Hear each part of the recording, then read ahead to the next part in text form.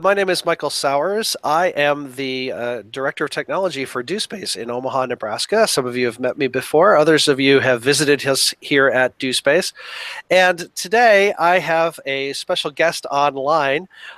Sean was one of my community technologists here at DoSpace for about a year.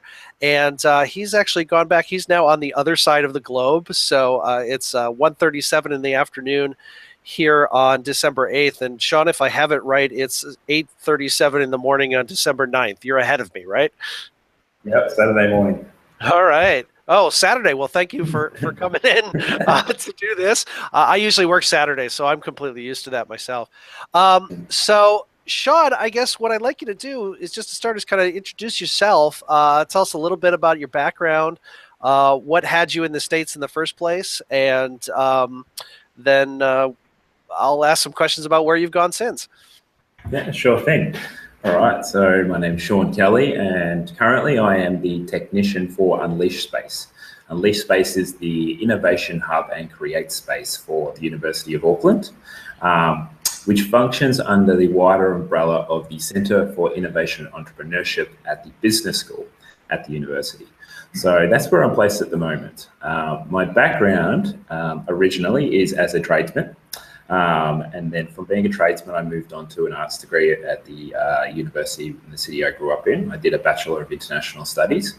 And from there, I transitioned into audiovisual installations and technology through that way. I ended up in the US because I was dating an American. So I ended up quitting my job as an audiovisual technician. I sold my car, quit my job, and dropped myself off in Omaha, Nebraska. And from there, I found myself an apartment, got myself a social security number, and started applying for jobs. The first job that I landed in Omaha was not DoSpace. It was actually at Hy-Vee supermarket, but I wanted to move on from there. So I kept looking around and eventually stumbled across the summer membership clerk position at DoSpace. So I jumped on that. I visibly remember applying for it, doing the application. And then I remember getting a call from you when I was in my apartment in Dundee. So I came in for the interview, and then I remember coming back for a second interview. And I believe during that second interview, you guys actually said to me that you had a different position in mind for me, and that was as a technologist. I'm not sure what led to that decision, but I have a feeling that it was something to do with my audiovisual background, the fact that my degree, my vocational training in my degree in my trade, and also the fact that I'm a bit of a geek. Like, I enjoy technology. I was in a laptop class in school, so I'd always been kind of surrounded by it, my education, despite being a tradesman. So anyway, I took up that position as a technologist, and I jumped straight into it. I remember coming in before I was actually due to start to check out some of the technology in there, and even to start troubleshooting some of the problems I already knew that some of the tech had, right? So I just jumped straight into it, and then jumped into the role as a technologist, and embraced everything that you guys had over the next 10 months that I was there. So how would you describe your experience at DoSpace? I mean, obviously a little different from the standard experience because you were an employee here as opposed to a member of the public. But I remember you brought, definitely a different perspective to just about everything that you brought in. So what was your time like here? Okay, so in terms of all the jobs that I've had so far, I'd say DoSpace has been the most formative, and also probably the most important job I've also ever had. My experience working at DoSpace was phenomenal. You guys are an awesome team. It was awesome to be that international aspect in it as well. And there's no doubt that I showered DoSpace with accolades because of the experience that I have. I talk about it all the time. It is a very, very relevant period of my life. And it was also, in terms of my education, it was extremely important because that 10 months I was just surrounded by technology all the time. I was surrounded by other technologists and membership work and management who were also full of knowledge and skills in regards to technology and delivering it to the public. So it has been extremely important to my life, and also the transition to working in the technology sector. And also as a precursor to my position here, if I had not worked at DoSpace, I would not have the position that I have here now. Cool. So we've been open 2 years now, and we've had staff come and go, and most of them have gone on to bigger and better things. I always like to hear what people have done after they've left us, but I've got to say you've done something kind of a big deal. You've gone on and really been involved in the creation of another space. So what is it? What is it? Where did you end up exactly, and how did you get involved in that? And what is it? Sure. I'll give you a little bit of context to begin with, because it is somewhat serendipitous. The day that I left Omaha, I believe it was the 14th of April, I arrived in LA, and I checked into my hotel room, and that very night I looked online for Makerspaces Australia. And so because I was returning to Australia, I knew I would need to work again. So when I typed that in Google, this position actually popped up on Seek for Auckland, because Australians can work in New Zealand, no problem. And so that position the application for it was due the day I got off the plane. Oh, wow. So I had to do it then and there. So I completed redid my resume and cover letter and submitted the application for the technician position and also the programs coordinator position. Submitted them that night, and spent the next day touring LA, and then jumped on a plane and went home. About a couple of weeks later, I was in Central Queensland with my dad, and I got a call for an interview. I then went on to another couple of interviews and a call with the director, and in which I used the context of my position at DoSpace as a technologist highly. I drew a lot for the position and applying for it, and eventually they offered me the position as a technician here. So being a technician, though, it's kind of a very broad term for my role, but essentially my role was to come on board and help get Unleashed Space off the ground. So the concept was there, the money was there, and the construction plans were there, and the scope, and they were ready to begin. But in terms of the space and any systems and processes, a name, hiring of staff, installation of all the technology, procurement of the technology, pretty much everything needed to be done. And I found out most of that when I actually turned up in Auckland with 2 suitcases, never having been here before, and realised in the short 2 months that we had before we went to launch, this was everything that we needed to do. So when I first got here, I have to admit I panicked a little bit, thinking, man, I am way over my head here, but. I can relate to that. The summer we were putting DoSpace together, it was like I showed up, and here's a 4-page to-do list of everything I've got to solve in the next. I had 4 months, so yeah. I often think about that on what DoSpace would have been like prior to its launch, and all that to-do list, especially when you get down to the detail, is endless. And so that's a part of my position, right? That endless to-do list. And also coming up with stuff on the spot. Like I remember spending a Saturday writing the code of conduct for the space. So it's a very holistic position. And anyway, but the primary purpose was to get it off the ground, ready for the soft launch, a soft launch at the end of September. So that's essentially how I fell into the role. Was that I just said yes to the position, picked up 2 suitcases, and just dropped myself off in Auckland, and then jumped into the role and actually setting up Unleashed Space. As I said before, Unleashed Space is an innovation hub. So it's a hub for all of our innovation entrepreneurship programs. And then within that hub, we've got a proper create space or maker space. So as part of the university, is it just for the students? Is it open to the public? What's kind of who gets access, and what's available in the space? Sure. It's available to all students and staff. So it's not available to public. It's primarily a centre for just students and staff. And the focus is really innovation and entrepreneurship. So tech enablement is a big part of our mandate here. That's a big part of the Unleashed Space, getting students in from faculties and arts faculties, every single faculty you can think of, and helping build capacity through tech enablement, but also innovation and entrepreneurship is our primary purpose for this space. So when we encourage students to come in and become members, it's not just for say 3D printing trinkets and things like that. It's really about kind of getting involved in our programs and using the space as an iteration and prototyping area. Cool. So is there an additional cost to students, or is it, well, let me just say that. Is there an additional cost to students, or is it covered as part of their tuition, or how does that work?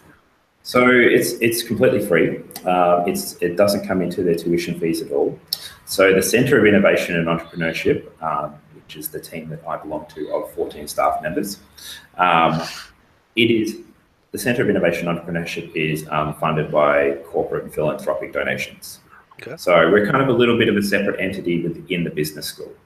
So it does give us, more liberty to do what we like. So we have corporate sponsors and donors, and they've, I think, according to my director, we'we've raised about $9.5 million for the space so far. So that's been enough to get it off the ground and build it and give us a shelf life, hopefully the foreseeable future. And it also ensures that we can offer these programs and a membership to the space as free. So all students and staff can come in and get engaged through membership in the space and workshops if they're not members, all at a free cost. Cool. So what sort of equipment and resources do you have available? Sure. So in terms of the technology within the Create space, it's all desktop technology. So quite similar to what DoSpace has in its 3D lab. So we've got one HP Sprout 3D scanner. So it's a desktop with an integrated 3D scanner and turntable. We've got two 3D printers, two MakerBot Replicator Pluses. We've got a desktop CNC router. So we've got a Roland MDX50. So basically the biggest desktop CNC router that you can get in New Zealand at the moment. We've got a Trotec Speedy 360 laser cutter that is with a bed size about 800 by 500. I've got a large format printer. I've got an electronic station, and that has a number of soldering irons on it, extraction unit. I've got all kind of the advanced testing equipment like oscilloscopes and multimeters, power supplies, and all of that kind of stuff. Then I've also got a vinyl cutter, a Roland GS40, I think it is, vinyl cutter. And I have a vacuum former, a desktop mini vacuum former, and also two sewing machines and an overlocker. So that's the actual technology in the space, from very digital to analog. It goes down one side of the Create space. And then there's all the supplementary technology and tools. So we have a little photo booth, tripod, camera, glue fridge. I've got ordered a big mobile shadow board, and that's covered with tools, hand tools. We've got power tools and workbenches, and a lot of other supplementary consumables. So when I said membership is free, that also includes the use of the consumables within the space. Oh, nice. So for example, the laser cutter, I have a range of acrylic sheets from, I think it's 2 mil to 12 mil. And so students can use that for their prototyping iteration. The filament for the 3D printers is free. CNC router, I've got high density foam, and also MDF blocks for using CNC router. So, and paper and ink and solder. And I also have a very large electronics consumable supply. So next to the electronics station, I've got a whole bunch of Arduino hardware, resistors, capacitors, wire, solder, you name it, right down to tape and zip ties, and also building consumables as well, screws, and I think the essentials that someone would need for the workshop environment, and also prototyping and iteration. Yeah, I could see the essentials being a very long list of items. Yeah. I was putting an order together last night actually just to stock back up with AliExpress, and it's a very long list. Fortunately, when it comes to electronics consumables, quite cheap and very valuable for students, so they appreciate it. Yeah. So what has been the reaction from the students? What's the usage like? What things are they creating? What are they doing? And what's the general feedback been? So in terms of feedback, it has been received very, very well, I think, by the university community and especially the senior leadership team at the university. So like our vice chancellor and the deans, for example. Um, Unleashed Space was it's quite unique in that it was a collaboration between the business school and the faculty of engineering, or the faculty of business and economics and the faculty of engineering, in that they came together to get this project off the ground, which you might know in universities can be a very difficult thing to do sometimes because of their siloed nature. So we are actually housed in the faculty of engineering. They deconstructed the old satellite library in here and gave us this big space. And but we are a business school entity running in the faculty of engineering. So we are centrally located in the middle of the university, right on the corner of one of the crossroads. So there's a lot of traffic here. So in terms of students coming in, it's been received really well. Like our opening day of launch, I think we had at least 800 plus people in here. Wow. In terms of our KPIs, we set 400 members for the 5 weeks that we were open for our soft launch. We ended up with 596. So wow. In terms of membership, yeah, we definitely smashed our targets, and we'll aim for a lot more next year. We have a creative technologist team. They're my team that helps run the facility, but we also have a student lead team. So they are the ones that they're our evangelists. They're our Unleashed Space champions. They're the ones that handle student marketing and organise events for the space and help it operate. So they planned a Halloween party to finish it off, the soft launch, and that was, like I said, it was a very popular event. We had heaps of people here. So the students know we exist. They know it was just a soft launch, and I'm still getting people walking in going, can I use the space? Can I use the space? Even though it's summer and they're all gone. But we just have to wait until our hard launch next year, and we can really ramp it up and see what the potential of this place is. Yeah. Can you speak to any like really cool or standout projects that have been created in this space? Yeah, sure. So I do have an interesting anecdote. So when I onboarded or hired my team of creative technologists, it's about 24 of them. My creative technologists are my student staff. So they are the staff that I've onboarded to help me operate the space. So they're on the floor when we have opening hours. And so they come from a range of faculties. There's a gender balance. There is a skill balance and variation. So there's some experts and some first years. And so to kind of get everyone up to par on the technology in there and what they would be assisting people with and training people on, I organised a round robin training day before we opened. And so I got all my creative technologists together in the create space, and we had it to ourselves. And about 5 or 6 of them I had onboarded early and engaged in a piece of technology each. So they were a little bit of ahead than the other creative technologists. And so I set them up as trainers for that day. And so all the rest of the students rotated between them. And one of the creative technologists that I hired, Jamie McDonald, he's very eccentric. He's very forward. He's very ambitious. He's like 19 years old. He wants to be the next Elon Musk, right? So he turned up that day. Actually, he'd already had some startup ideas in mind. Anyway, he's been working on interactive displays. So he turned up that day with kind of a bit of a prototype for an interactive display. So what this interactive display does is basically it's a big button sitting with some Arduino hardware on a printed circuit board, right?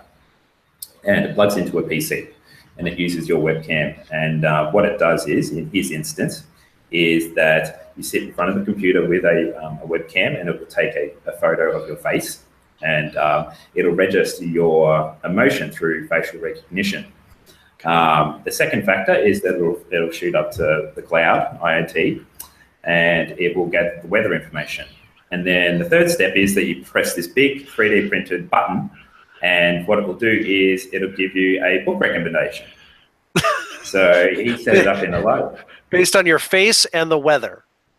Yes, and also it also takes into factors like the library catalog, what's popular, Okay. genres, and things like that. And so that's Wow. the concept is interactive displays and turning cities into playgrounds, right? So anyway, that was really just in concept stage that day. And so when he went around to the CAD training on that day, he collided with Roman, one of our other creative technologists.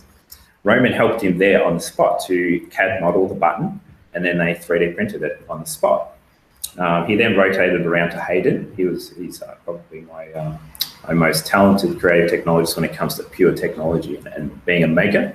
He assisted him with laser cutting a shroud for the actual button, and also gave him an LED ring so he can install it in the shroud around this button. He then went on to the electronics station where he was learning to solder, and he also had the consumable supplies, and he put together this object, with the printed circuit board, Arduino hardware, the actual button now sitting on the breadboard. And so he basically had everything there. And then eventually he came back to Roman and Hayden, and they sat down and helped him code it. So by the end of the day, they actually had a prototype of his interactive display, which he then installed in the Auckland library. Wow, that's great. So he's got bigger ideas for interactive displays too. But that essentially is what happened in the space of a couple of hours before we even opened. Wow. He actually prototyped something on the spot. And primarily, the most important part was that he collided with other students who had the skill sets that he needed. Right. Roman and Hayden being very talented programmers as well. And so that is probably the best example that I have so far of that collision of students, which is exactly what we want, coming out with something tangible that they can then take to our programs and learn how to take to market eventually. Okay, cool. Wow, that's a great story. So I've got just a couple last questions for you, a little more direct and maybe a little more difficult. What's one thing that you took from DoSpace and went, we have to do that here? I have to say, I've cut and pasted a lot of stuff from DoSpace. They talk about DoSpace and my experience there all the time because it's so relevant, because they are trying to replicate I believe they're trying to replicate the American model when it comes to makerspaces. And one thing that we've done is, I would say, the creative technologists. Okay, yeah. They are very much like technologists at DoSpace. So my creative technologists essentially have my role back my role at DoSpace. Mm-hmm. So they now on the floor, they are enablers, they are evangelists for technology. They are the assistants to the students. It's just in a tertiary setting as opposed to a fully public setting.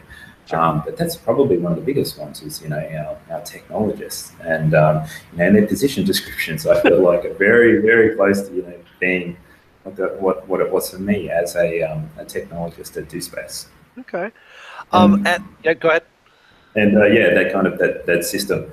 I wouldn't say my role is exactly like yours, but it is, I think, now quite similar. Sure, sounds like it. My team of creative technologists. So. Right.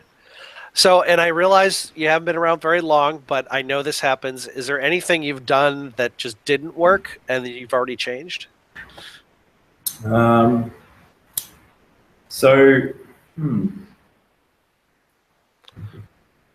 there's nothing too big so far, and that was primarily because of the soft launch.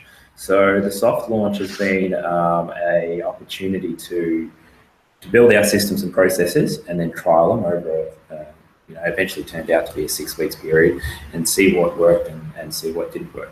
So there have been a couple of things that haven't been as successful as I would have liked. Mm-hmm. So for the soft launch, I designed an entire suite of workshops. That's another thing that I was able to kind of really take from DoSpace and implement here was workshops and workshop design. And so we had an Arduino workshop, we've had 3D printing workshops, AR, VR, makey, and engaging students in these workshops for entry-level workshops has been difficult because attendance in university or no shows can be difficult sometimes. So in that sense, a couple of the workshops we had low numbers, and so Um, that is one thing that we're working on to improve or to make better, because it's not as working as well as I would like. I want those workshops to be full and fully engaging, and to and also move beyond just being entry level as well. So Okay. yeah, no big problem so far, but definitely refinement of what we have for the hard launch. That's my job right now, actually. Oh yeah, sure. No, constant refinement is going to be basically your life, so, Yes, if I do say so yeah, myself. yeah. And the last question I have for you is, what haven't you done yet that you like that you want to do? You just haven't gotten to it, or like what's coming? Oh, okay. So we'd like to, like, as tech enablers, and also helping students find a pathway into innovation entrepreneurship, because that's what we want to lead and empower through this space. Um, I'd like to build out a proper suite of workshops. So when I kind of think about matrix of entry level, when you think of skill level, you got kind of beginner, intermediate, expert, and then we've got our length of our workshops, 30 minutes, a couple of hours and half days. I really want to build out that matrix to include workshops in this space for everyone that's in there. For people that are experts, but they want something that's really short, or for entry level and something that's half day. They can truly learn something like live coding with Unity or something like that. So that's kind of, for me, expanding our suite of technology, and then using the larger suite of technology to build out our workshops and really engage students that way. That's probably the next big thing for me. And also getting my creative technologists more engaged and upskilled, so they can really, really start helping people with innovation entrepreneurship ideas and prototyping and startups, as Right. opposed to just capacity building. Sure. Sounds great. Well, Sean, I am so excited about this project. I mean, I'm glad they got you. I got to say, Yeah, if I do say myself, I remember getting that call saying, "Hey, should we hire this guy?" And let's just say I gave you a good yeah, reference. I was you like, did. please hire this guy. I wish I Yeah, could have kept him. And you've given me another reason why I need to come visit New Zealand now. So yeah, the Hobbit films. That's cool. This is cool too. So I wanna yeah, definitely check this out. So I'll start saving my money, see if I can make a trip out there at some point. yeah. Sean, I thank you for your time. Really appreciate it. It was great touching base with you again, and hearing a little more about this project. And we'll be posting this on the DoSpace website, and of course, and you will. I'll send you the links and everything, and you're welcome to share it out with your folks too. I mean, all the success I can wish for you, I am. I think it sounds Yeah, great, thank and you. good luck with everything. Thank you very much. I really appreciate the opportunity to work at DoSpace. It was quite tangible, really tangible in terms of impact for my life, and also helping me end up in a sector where I belong. So I really appreciate that. One little side note before I Sure. leave: when Uh-huh. we do a lot of tours for the space. So often I'm introduced by my director, and I give those tours alongside my creative technologist sometimes.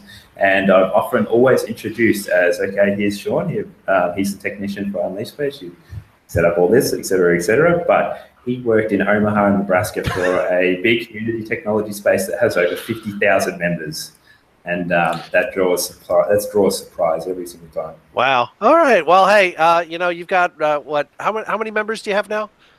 We've got, I think, 600, so 600. we're a long Okay. way behind you guys. Well, and you've also got just the student base, so you Yes, hit of hit course. hit like 80%, and I think that'll be like total success. So, Yeah. all right, thanks a lot. I really appreciate it. No worries. Thanks, Michael. Bye. Good on it.